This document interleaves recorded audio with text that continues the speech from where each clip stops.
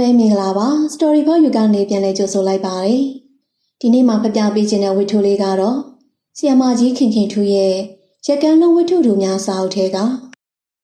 ကွဲတက်ရှင်ဆိုတဲ့ဝတ္ထုလေးပဲဖြစ်ပါတယ်ရှင်နားဆင်ပေးကြပါအောင်ရှင်ကွဲတက်ရှင်စိတ်ကလေးလက်ကလေးအားတော့မရှင်းရတာကြာပြီဖြစ်တော့ဘီရိုကြီးကိုချင်းဖို့စိတ်ကူးမိပါသည်ဘီရိုကြီးကယွန်းပစ္စည်းတွေအမတ်တရပစ္စည်းများထားရှိသည့်ဘီရိုဖြစ်၍အောက်ထပ်မှာအင်္ဂလိပ်ဘာသာစာအုပ်မျိုးစုံရှိနေပါသည်ကျမတို့ရုတ်တရက်မဖွင့်ဖြစ်သောဘီရိုဖြစ်၍ပိုးမြင်တွေဖုံတွေဒုတက်နေလေပြီစာအုပ်တွေကိုအကန်လိုက်ထုတ်ဖုံခါအလိုက်တင်ပြန်စီရတာလွယ်တော်လေအပေါ်နှစ်ကန်ကပစ္စည်းတွေကတော့အရွယ်ဆုံးအမည်ဆုံးဆိုရလောက်အောင်ပြုတ်စာပြင်းတောင်းတွေဆိုတော့တစ်ခုချင်းအပြင်ထုတ်ပြီးရှင်းရပါသည်ဓာတ်ပုံအဲပဲများဂွန်းအယုတ်များတမီးဤကလေးကစားစရာများမှန်အိမ်ဟောင်းများဓာပြဘူးများစသည်ဖြင့်ထွက်လာသမျှပစ္စည်းတွေကိုတစ်ခုချင်းဖုံတုံတန့်စင်ရသည်အကန်တကန်ကတော့ကျမအဖေနှင့်ဆိုင်သည့်ပစ္စည်းများဖြစ်ပါသည်အဖေမရှိတော့သည့်နောက်ပိုင်းအဖေအလွမ်းပြေပစ္စည်းတချို့ကျမယူထားခဲ့ပါသည်အဖေလူပြိုဘဝကဝစ်ခဲ့သည့်ဘန်ကောက်ပစိုး3ထည်ပင်ပါသေးသည်အဖေရေးခဲ့သည့်ဖောင်းသိမ်းအဖေရဟန်းဝတ်စင်ကရဟန်းဝတ်နှင့်ရိုက်ကူးထားသည့်ဓာတ်ပုံအဖေကိုင်းနေကြရေဒီယိုစသည်ဖြင့်ပစ္စည်းများလည်းရှိနေပါ၏ရေဒီယိုကလေးကိုဖုံတော့တန့်စင်သည့်အခါမှာတော့အဖေရှိစဉ်ကလိုရေဒီယိုကလေးကအတန်တွေမြည်လာသလိုခံစားမိပါသည်အဖေကဒီရေဒီယိုကိုအင်မတန်ဆွဲလန်းရှာပါသည်အဖေနေထိုင်မကောင်းစဉ်တစ်လျှောက်လုံးပို၍ပင်ဆွဲလန်းရှာခဲ့ပါ၏ရေဒီယိုကလာသမျှအစီအစဉ်တိုင်းကိုနားထောင်သည်ပြောချင်ရပြောနေသောအဖော်တယောက်အနားမှာရှိနေသလိုအပြင်းပြင်းနေပုံလည်းရပါ၏အမေကအိမ်မှုကိစ္စတွေနှင့်လုံးရှာပတ်ရှာရိုက်နေတတ်သလိုကျမတို့သားသမီးတွေကလည်းကိုကိစ္စနဲ့ကိုဆိုတော့အဖေအနာကက်ချိန်နေကြတာမဟုတ်လားကျမအเจ้าကပြန်လာရင်တော့အဖေပြောထားတတ်ပါသည်ရေဒီယိုကကြားထားသည့်ထိုးထိုးဆန်းဆန်းကိစ္စတွေပြန်ပြောတတ်သည်အတန်ထက်မြန်တဲ့လေးရင်ပြန်တော့ပေါ်နေပြီတဲ့သမီးရဲ့အတန်ထက်မြန်နေဆိုတာဘာတဲ့တော့လေးရင်ပြန်ရှိကအတန်ကနောက်ကျန်ရစ်ခဲ့တာကိုပြောတာလားအဖေတို့တော့နားမလည်နိုင်တော့ပါဘူးသမီးရဲ့တို့ကလှေသမားဆိုတော့တသက်လုံးရေးတယ်တရွေ့ရွေ့တွားနေရတာမဟုတ်လားကွသမီးကျောင်းဆရာမတော့ဒီကိစ္စရှင်းနိုင်ပြီအထင်ဖြင့်မေးခြင်းဖြစ်ပါ၏ကျမလည်းခက်ထွေးထွေးကလေးလောက်သာဖြေနိုင်သည်နေစဉ်ရေဒီယိုထဲကကြားသမျှတစ်ခုမဟုတ်တစ်ခုကိုမေးတတ်သောအဖေကိုရေဒီယိုကလေးကြည့်ရင်လွမ်းလွမ်းဆွတ်ဆွတ်တတိယနေမိခဲ့သည်အခုတော့ရေဒီယိုကလေးလည်းအတန်မမီတော့ပြီအဖေလည်းမရှိတော့ပြီအလွန်ထူးဆန်းသည့်ခေတ်ပေါ်ပစ္စည်းတွေအကြောင်းပြောပြခြင်းတော်မှနားထောင်မိသူမရှိတော့တာကိုဝမ်းနည်းနေမိခြင်းဖြစ်ပါ၏ရေဒီယိုကလေးက National အမျိုးအစားဖြစ်၍အလျားတပေအနံ10လက်မလောက်တော့ကြီးပါသည်ခလုတ်ကလေး3ခုပါတော့လေအခုတော့ခလုတ်1ခု2ခုပြုတ်ထွက်နေလေပြီတန်ကြီးကြိုက်သည့်နေရာတွေမှာကြိုက်နေပြီလေတံလို့ခေါ်ကြသည့်အတန်တိုင်ကရေဒီယိုနှင့်တွဲထားသောဂိုင်းဖြစ်၍ရေဒီယိုကိုဆွဲယူသွားနိုင်သည့်လက်ကိုင်းခိုင်လည်းပါသေးသည်ဒီရေဒီယိုအိမ်ကိုရောက်လာစားကကျမတို့အိမ်မှာရေဒီယိုမရှိတော့တအိမ်လုံးဝမ်းသာကြသည်ဝမ်းမသာကြနဲ့ဟေအဖေလည်းယူတာယူရတာစိတ်မကောင်းချက်ကတော့ဖောင်သမားဖိုးမှုထိုးပေးခဲ့တာလေအဖေစီကရှေးထားတဲ့ပတ်စံတွေများလာတော့ကျုံမှာပတ်စံရဲလို့မဆက်နိုင်တော့ဘူးကိုညိုရရေဒီယိုရာယူပါတော့သူနာကိုနာမအောင်မင်းနဲ့တော့ဗျာလို့ပြောချတယ်အဖေကဘာဖြစ်လို့ယူလာရတာလဲဖုံးမှုကြီးတနာပါတယ်အဖေကအကျွေးနဲ့တိုင်းလို့ဖြစ်နေပြီအေးပါအေးအဖေကလည်းအဲ့လိုစိတ်แท้ဖြစ်နေလို့မယူပါဘူးသူကကြုတ်ကဖောင်သမားတဲ့ရေတယ်မိုးတယ်အနေရဲ့အင်မတန်များတဲ့လူတဲ့ကြုတ်ခမားအကျွေးနဲ့တန်တရာမပတ်ရှင်ဘူးတဲ့ဗျာယူတာယူပါဆိုတော့အဖေလည်းမယူလို့မရတော့ဘူးသမီးရဲ့ကျမကဖုံးမှုကြီးတနာပါတယ်လို့ပြောတာကလည်းဖုံးမှုအကြောင်းသိပြပြောခြင်းပါဖု ဖိုးမူကရေထဲကကုန်းပေါ်တက်ရသည်မရှိတော့ဖောင်သမားကြီးဖြစ်သည်တခါတရံကျမတို့မော်တော်ဆိုင်ကယ်ရာမင်းကွန်းစကိုင်းစားသည့်တစ်စိမ်များကိုရောက်ရတိုင်းဖောင်မော်ကတဲထဲမှာဖောင်တဲခေါ်ကြပါသည်ဖိုးမူအမြဲတမ်းရှိသည်ဖိုးမူက14နှစ်သားလောက်ကလေးကအသက်60ကျော်80အထိဖောင်နှင့်မခွာရသူဖြစ်သည်ပင်ပန်းလှသောကျိုးတုပ်ကျိန်တုပ်အလုပ်တွေမလုပ်ရတော့တော့လေအသက်ငယ်သူတွေကဖောင်ဆောင်ထားခဲ့မြဲဖြစ်သည်လူငယ်တွေကဖိုးမူဖောင်ဆောင်ကျွန်တော်တို့ကုန်းပေါ်တက်လည်လိုက်အောင်မယ်ဆိုရင်မပေါ်လာကြတော့ဖိုးမူဖောင်တဲထဲမှာရေဒီယိုတစ်လုံးနဲ့တကြီးကြီးအတန်ဖန်ရင်စောင့်ရတော့သည်ဒီရေဒီယိုကအဖေစီရောက်လာတာဆိုတော့ဖိုးမူဘလို့များနေရှာမှာပါလဲလို့တွေးမိရာကတနာစိတ်ဝင်မိခြင်းဖြစ်သည်အခုတော့ဒီရေဒီယိုကလေးကျမတို့အိမ်ကဘီရိုထဲမှာအဖေပစ္စည်းအဖြစ်ရောက်နေခဲ့ပြီလှိုင်းတန်ရေတန်ဝဲတန်ကြရက်တန်မိုးကြုံမုန်တိုင်းတန်တွေထဲကမြင်းမြင်းကလေးကြားနေရသောတယောတန်ကလေးတံလိုလွမ်းစရာကောင်းလာသောအတန်တံကိုကျမကြားရောက်နေမိတယ်လို့ပင်ဖိုးမူ၏အမည်ရင်းကိုကျမတို့တွေမသိကြပါလူတကာကဖိုးမူဆိုလို့ဖိုးမူခေါ်ကြရခြင်းပဲဖိုးမူကဖောင်သမားအဖေကဖောင်ဆွဲမော်တော်သမားဆိုတော့အလုတ်ရှင်ဆက်ဆက်ရာကဖိုးမူနဲ့ခင်မင်ကြရတာကလွဲလို့ဖိုးမူအကြောင်းမိသူမှဂါဂနနမပြောနိုင်လူကတော့ဖောင်သမားပီပီကြစ်ကြစ်လစ်လစ်ထုထားပေးတာကြနေပုံမျိုးဖြစ်သည်နေဘူးရေဘူးလေဘူးတဲ့တစ်ဖောင်မျောသလိုမျောရသူဆိုတော့အသားကတစ်ဆေးရောင်ညင်နက်နက်ဖြစ်၏မွေးဆောက်ဆောက်မျက်လုံးတွေမှာအမြဲတမ်းမျက်ဝတ်တွေထွက်နေတတ်သည်အင်ကြီးပြောင်ကြီးနဲ့နေတတ်သူဆိုတော့လေ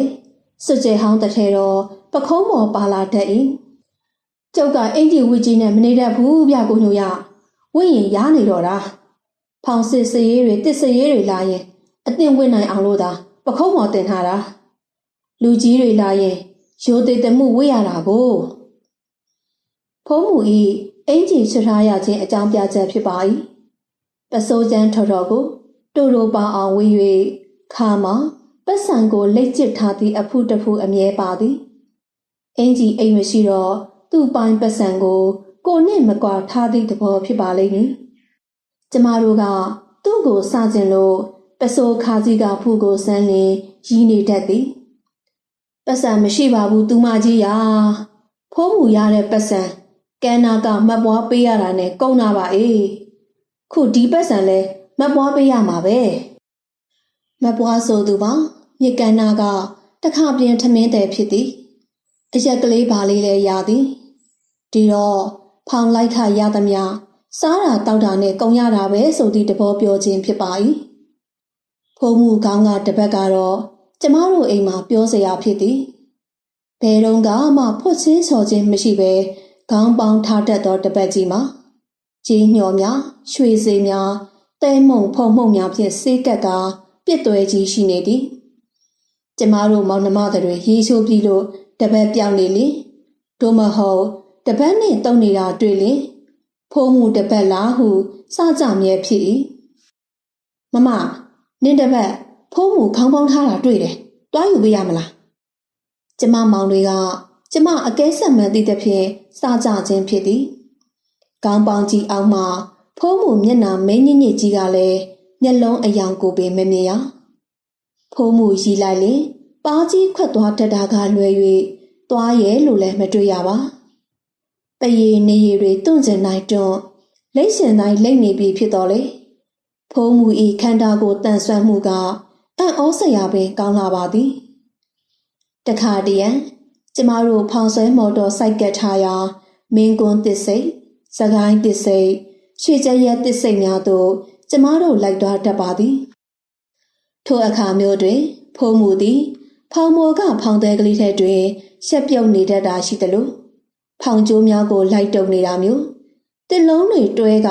လိုက်ကြည့်နေတာမျိုးလည်းတွေ့ရတတ်ပါသည်ကျမတို့ကစားစရာတစ်ခုခုဝဲလာသဖြင့်ဖိုးမူမုံသုံးဆောင်ပါအောင်လို့လှမ်းခေါ်လေဖိုးမူကတွဲထားသည့်ဖောင်တစ်လုံးတွေကိုတ လုံးပြီးတလုံးစက္ခနဲ့နင်းက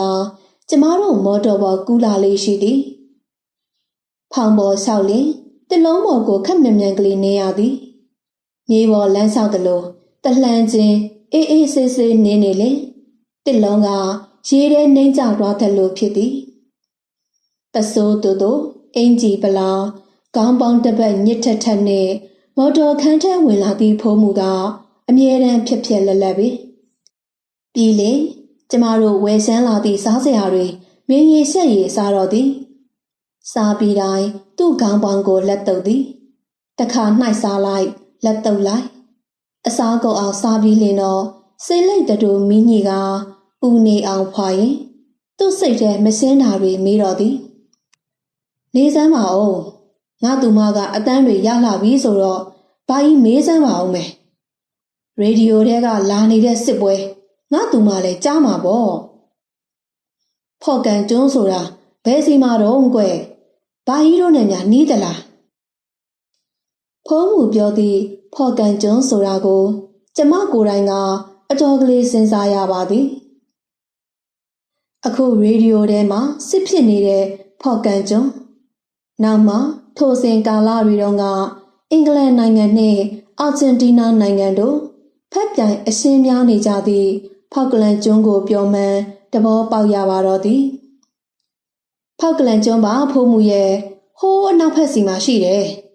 ကျမတို့နိုင်ငံနဲ့တော်တော်ဝေးပါတယ်ဖိုးမှုရဲ့အော်အေးဘာကြီးကရေဒီယိုထဲကညတိုင်းကြားနေရတော့နီးများနီးသလားလို့ဒုံးပြန်တွေဘာတွေဆိုတာကလောကဓာတ်ပညာနဲ့လှုပ်ထားတာဆိုတော့လွင့်စင်ပြီးများရောက်လာရင်ဒုက္ခကျမတို့မောင်နှမတွေနှင့်ဆုံတိုင်းဖုံးမှုကဒီလိုအကြောင်းအရာတွေအမြဲတမ်းမေးတတ်ပါသည်ကျမမောင်တွေကတော့ဖုံးမှုကြောက်အောင်ပြောပြတာလည်းရှိပါသည်ဖုံးမှုဖောင်မျောတော့ကောင်းငင်ကလေရင်မြန်တန်းကြားရင်ဖောင်တဲ့ထဲဝင်နေသူများမပြောနဲ့ဆိုရင်တကယ်ယုံရှာပါသည်ကိုရင်ညိုနဲ့ခမည်းသားအလက်ကပြောထားလို့ပေါ့ဗျာတလောကပခန်းစိတ်ဖောင်ကတ်တော့လေရင်မြန်ဝဲလာလို့ကျုပ်ဖောင်တဲ့ထဲပြေးဝင်ရသေးတာအဖေကတော့ရီးနေတတ်ပါသည်အဖေကကွယ်ရမှာတော့ကျမတို့မောင်နှမတွေကိုစူတတ်သည်ဖိုးမှုကိုမဆကြဘူးကြောက်အောင်မချောက်ကြဘူးလူကြီးသူမကိုရိုးရိုးသေးသေးပြောကြဖို့ဆုံးမပါသည်ဖိုးမှုကသူ့လောကသူ့ပတ်ဝန်းကျင်မှာအားကိုးရတဲ့ဖောင်သမားကြီးကွမိုးလေများအကက်ခဲ့ရပြီဆိုရင်သူ့ကိုဘယ်သူမှမမီဘူးနေတာမိုးတာတိမ်တာလတာမျောနေရကဘယ်စခန်းရောက်ရင်ဖောင်ကက်ကြတော့ဟိထမင်းအိုးတလုံးချက်အတွင်းလေးကြနိုင်တယ်ဆိုရင်တကယ်ကိုလေးကြတော့မှသိကြပြီဖောင်သမားတွေကမဟုတ်တာဖိုးမှုရလို့မပြောဝံဘူးဟုတ်လဲဟုတ်တာကိုဖောင်တက်ပြေးဆိုတာတစ်လုံးပေါင်းရာနှစ်ရှိကဆွဲထားသောအပြင်ပြန်ကြီးဖြစ်သည်ဒီဖောင်တွဲကြီးကိုရုတ်တရက်ကန်ကက်ရရဖို့ဆိုတာမလွယ်ပါကက်ရမီကန်ကအဆင်ပြေပါမှပုံမှန်ဆိုရင်တော့ကန်းတာယာဖောင်စိတ်ကန်းတွေကိုတတ်မှတ်ထားကရအောင်ဆွဲလေးရှိပါသည်ခရီးအကွာအဝေးကိုလာ၍တကြိုးဆွဲနှစ်ကြိုးဆွဲစသဖြင့်ခေါ်ဝေါ်တတ်ကြသည်ဖောင်တုံးဆိုလေမော်တော်3-4စင်းသာရှိတာဆိုတော့ဖောင်3-4ပြည့်စိုက်ကပ်နိုင်ဖို့စိတ်ကန်းကိုလည်းရွေးရသည်စီးတိမ်တောင်သိမ်ရေကျူရေပါးကအစာကြည့်ရသည်ဖောင်ကိုခွဲတက်ရသည့်အလုပ်ကလည်းခက်ခဲလှပါ၏ဖောင်တစ်ပြည့်ကန်တက်ဖို့ရာကမော်တော်ကလည်းထိမ့်လှည့်ပေးရသည်ဖောင်သမားတွေကလည်းမျိုးတိုင်တွေစိုက်ရကျိုးရှည်ရနှင့်တော်တော်နဲ့ခွဲတက်လို့မရနိုင်ဒီအလုပ်ကိုပေါ့ဆဆတဘောထား၍မဖြစ်သို့တော့ဖိုးမှုက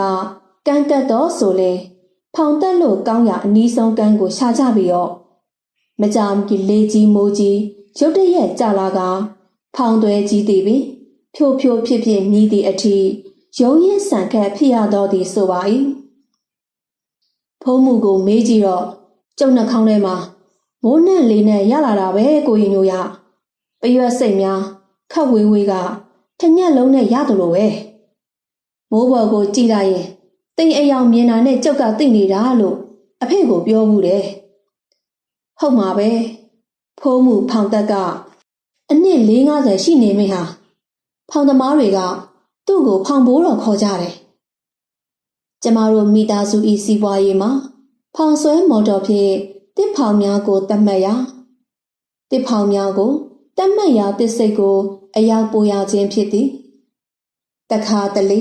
အထက်အညာအရက်ကတစ်ဖောင်တွေကိုမင်းကွန်းစကိုင်းတစ်စိတ်များသို့ပို့ရသလိုတခါတရက်မှာမင်းကွန်းစကိုင်းတစ်စိတ်မှဖောင်များကိုရန်ကုန်အလုံးတစ်စိတ်သို့ပို့ရတတ်ပါသည်ဖောင်ဆွဲကတစ်ခေါက်မြေ၍မြေများတတ်မှတ်ပြီးမန္တလေးဖောင်ဖွဲ့ရေးအဖွဲ့ကချမှတ်ပေးလိုက်သောဖောင်တွေကိုဆွဲရခြင်းဖြစ်ပါ၏ဒီတော့အလဲကျရာဖောင်နှင့်တွဲကြရသည်မော်တော်တမားကတစ်စိတ်ဖောင်အပ်ပြီးတည်နှင့်ပြန်လှည့်ခဲ့ရုံသာဖောင်သမားတွေကတော့ဖောင်အပ်ပြီးအိယာကိုလိတ်ကကြုံရရင်ဖြင့်ပြန်ကြရသည်မော်တော်နှင့်ဖောင်စရင်တွဲထွက်လာတော့လေဖောင်မှုဖောင်ကောင်းများ၏အမိသာပါတတ်သဖြင့်ဖောင်သမားဘယ်သူဘယ်ဝါပါမည်ဆိုတာကတော့မသေးကြဖိုးမှုလိုက်သည့်ဖောင်ဟုတ်ရှင်မလဲဟုတ်မည်ကျမတို့မော်တော်နှင့်ကြသည့်အခောက်ဆိုလင်ဖိုးမှုပျော်သွားတတ်ပါသည်ကိုရင်ညိုရာကျုပ်ကခမားမော်တော်နဲ့ကြပါစေဆုတောင်းတာဗျာခမားနဲ့ဆိုတော့ဖောင်တက်ရှင်စကားစမီပြောရတယ်ဖျားစကားတရားစကားပြောရတယ်ကျုပ်ကရေထဲကတစ်လုံးတွေပေါ်ဘဝကုံနေရတာဆိုတော့ဥပုပ်ရုပ်ဝင်တာမသိတော့ပါဘူးဗျာကျမတို့ကဖိုးမှုအိမ်အလဲတက်လာလို့ရွာမပြန်ဘူးလားမေးလင်ဖောင်တဲ့တသက်လုံးနေတာတော့ကုန်းမော်ကိုမနေတတ်ပါဗျာရွာလည်းမရောက်တာကြဘောဟုဖြေတတ်ပါသည်ဆေးလိပ်တွေကိုဆေးကြီးစော်နှံအောင်တောက်သူဖြစ်သည်အရက်လဲတောက်သည်ဆို၏တခါမှတော့မူးလို့ပြုလို့ဆိုတာမျိုးမကြရဖောင်မျိုးရိုးအဖြစ်တမတ်နှင့်မြေးပါဖောင်ပေါ်ရောက်နေကြပြီဖြစ်သည်ဖိုးမှုတို့ရွာကမြင်းမှုနဲ့မြင့်နားရွာကဆိုတော့တရွာလုံးယောက်ျားမှန်လျင်ဖောင်မလိုက်ဖူးသူရဲ့လို့မရှိတသက်လုံးဖောင်သမားအဖြစ်လှုပ်ရှားခြင်းမစားခြင်းသာရှိသည်အသက်ကြီးပြီကောရဲ့လို့ဖိုးမှုကိုဖောင်မော်ကဆင်းတော့လို့ဆိုသူမရှိပါလူငယ်များလို့ကြာစီဖာစီမရှိနိုင်တော့ပေမဲ့ဖောင်ဘိုးတော်ဆိုသည့်ပွဲဖြင့်ဘေးကင်းရန်ကင်းဖောင်ဆောင်သိမ်းဆောင်အဖြစ်ဖိုးမှုကိုခေါ်ကြရသည်ပင်အသက်အရွယ်နှင့်ကျန်းမာရေးအရာအဖေမော်တော်မလိုက်နိုင်သည့်နောက်တောင်ကျမအကိုတွေမောင်တွေစီကသဆင့်ဖိုးမှုတရင်ကိုကြားနေခဲ့ရသည်အထူးသဖြင့်ဖိုးမှုရေဒီယိုကလေးအကြောင်းကိုပြောကြခြင်းဖြစ်သည်မနက်ဗဒနာရီကဖောင်ဆွဲ9နာရီထိုးလို့ကတော့ဖိုးမှုဖောင်သေးတဲ့ကရေကင်းတန်ကတော့ကြားနေရတာပါပဲဗျာနေ့လဲလဲတကွိကွိနဲ့ညလဲတကွိကွိနဲ့ဘယ်အချိန်ကျမှအိတ်တယ်လဲမသိပါဘူးအဖေရာအိမ်ကတစ်ဆွဲမော်တော်ပေါ်လိုက်နေပြီဖြစ်သည့်ကျမအကိုကဒီလိုပြောလင်အဖေကပြုံးနေတတ်ပါသည်မြစ်ထဲကတစ်လုံးတွေပေါ်လှိုင်းတအီမြစ်လေတဖြူဖြူကြားမှာရေဒီယိုကလေးတစ်လုံးနှင့်နေရသောစီးစိမ်မျိုးကိုဖိုးမှုမှလွဲ၍ဘယ်သူကများရနိုင်လို့လဲပတ်စံချမ်းသာတော့မှဒီစီးစိမ်ဒီအရာသာကိုရနိုင်ဖို့မလွယ်ပါရေထဲမိုးထဲမှာလည်းစုတ်စုတ်ခါခါနေနိုင်ရမည်တစ်ဖောင်လိုအစိမ်မရွေအနေရကြရောက်နိုင်သောနေရာမှလည်းနေနိုင်ရမည်ဒီလိုဘဝကိုတွေ့တာသူလည်းဖြစ်ရမည်ရေဒီယိုကလေးတစ်လုံးကလည်းရှိရမည်မဟုတ်လားအဖေမော်တော်အလုတ်ကနားလိုက်တော့မန္တလေးစိတ်ကမ်းရောက်တိုင်းဖိုးမှုကသူ့ရောင်ရင်ကြီးအဖေကိုလာတွေ့ချသည်အဖေခမပန်းနာယောဂအခန်းဖြင့်အသက်နှင့်အမျှလူပါအိုစာသွားခဲ့တော်လေဖောင်သမားကြီးဖိုးမှုကတော့ကျမတို့တွေ့စားကအတိုင်းပင်တန်ဆဲမြန်ဆဲဖြစ်သည်ပစိုးတို့အင်ကြီးမဝဲဖြင်တပတ်ခေါင်းပေါင်းနှင့်အသားညစ်မွဲမွဲဖုံးမှုကတော့ဖောင်တွဲတစ်လုံးကြီးတစ်လုံးလိုအကျော်မှလှပါသည်မန္တလေးကိုဖောင်ကက်စင်တစ်ခေါက်မှာတော့အဖေထံမှငွေ300ရှိသည်သူ့မြေငထုံးကိုလှူရမှာကုသိုလ်ပါခြင်းတစ်ဖြင့်ရှေးခြင်းဖြစ်ပါသည်အဖေကလည်းအလှူကိစ္စဆိုတော့ထုတ်ရှေးခဲ့ပါ၏မြေးတွေများလာသောဖိုးမှုက မြေတတုပ်လှူတိုင်းတက်အားသမျှငွေထည့်နေကြဆိုတော့ဒီတစ်ခါမြေအငယ်ဆုံးကငထွန်းအတွက်ဟုဆိုပါသည်ငထွန်းကဘိုးအိမ်နဲ့အတူဖောင်တောင်လိုက်နေပြီဆိုတော့မလှူလို့ကလည်းမဖြစ်တော့တာကြီးရှင်ဖြင့်လှူလိုက်ခြင်းသာဖြစ်၏သို့တော့အဖေထံမှငွေရှိပြီးကလေးကဖုံးမှုတယောက်အဖေစီကိုပေါ်မလာတော့ပါကျမအကိုများနှင့်တခါတရံဖောင်ဆွဲရင်းစုံတက်တော်လေအကိုတို့ကလည်းလူကြီးချင်းရှေးငါကြသည့်ကိစ္စဆိုတော့တတိတရမတောင်းသလိုဖုံးမှုကလည်းရှင်းငွေကိစ္စကိုစကားဆက်လို့မပြောခဲ့ဟုဆိုပါသည်အဖေကလည်းစက်ကောင်းသည်မအောင်မေပါအလူအတွက်ရှိရတာဆိုတော့မဆက်ဖြစ်တော့လေအလူကူပြီးသားဖြစ်ရသည်ဟုသဘောထားခဲ့ပါ၏တရက်ကျမကြောင်းသွားနေခိုင်အဖေကိုဖိုးမှုလာတွေ့သည်ဟုဆိုပါသည်ကျမနှင့်တော့မဆုံဖြစ်လိုက်ပါညနေဘက်ကျမကြောင်းကအပြန်မှာဖိုးမှုထားခဲ့သောရေဒီယိုကလေးကျမကိုစီးပြခြင်းဖြစ်သည်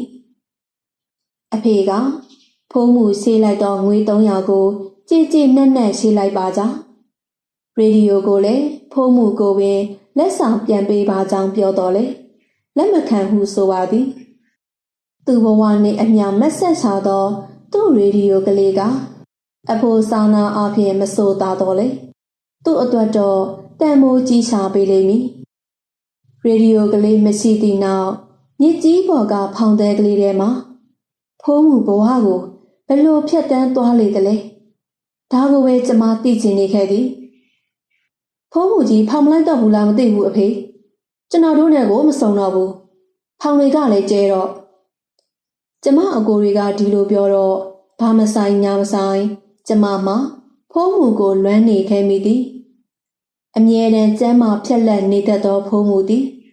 ဖောင်တွေကိုစွန့်ခွာသွားမိသူမဟုတ်တာတော့ကျမယုံကြည်သည်အခုတော့လေတစ်ဖောင်ဆွဲမော်တော်ပိုင်ရှင်ကျမအဖေလည်းမရှိချတော့ပြီမြေကြီးပေါ်မနေတတ်ပေါင်းအေးဆိုသည့်ဖောင်သမားကြီးဖိုးမှုလဲကွယ်လွန်ရှာပြီဖောင်သေးထဲမှာပဲတသက်လုံးနေတော့မြည်ဆိုသည့်ဖိုးမှုတယောက်သူမသေးခင်ကလေးမှာရွာကိုပြန်နေခဲ့သေးသည်ဆို၏ဖောင်ပေါ်မှာပျော်သည့်ဖောင်သမားကြီးကရွာကိုဘာကိစ္စပြန်သွားရတာပါလဲတစ်လုံးတွေပေါ်မှာစက္ကနဲရှောက်နေတတ်သည့်ဖိုးမှုမိုးလေဝသဘေးရင်ဟောနိုင်သူဖိုးမှုဖောင်ပေါ်မှာပဲဘဝကုံတော်မီဆိုသည့်ဖိုးမှုရေဒီယိုကလေးတစ်လုံးနဲ့ဖောင်သေးထဲမှာပဲငွေရှာသူဖိုးမှုဖောင်တပြည့်ကန်ကပ်ဖို့ခွဲသက်ရသလိုသူ့ဖောင်သမားကြီးဘဝကိုလည်းဖိုးမှုကခွဲသက်သွားခဲ့သည်ပြောရတာပါကျမတို့လည်းဖောင်ဆွဲမော်တော်ကိုရောင်းပြလိုက်ရတာပဲမဟုတ်လားအခုတော့လေကျမတို့တွေပါတစ်ဖောင်တွေနဲ့ဝေးခဲ့ကြရပြီဖောင်အလုပ်တွေကလည်းမကောင်းတော့ပါဘူးအေးလို့အမေကပင်ပြောခဲ့သေးသည်ရေဒီယိုကလေးကိုတန့်ရှင်းရင်းကရေတံလှိုင်းတံဝဲတံကြရက်တံတွေထဲကတရောတံမြင်းမြင်းကလေးလိုအတန်တရံကျမကြားနေရသည်ထင်မိပါ၏နားဆင်ပေးခဲ့ကြတဲ့ Story for You ပရိသတ်များအားလုံးကိုကျေးဇူးတင်ပါတယ်ရှင်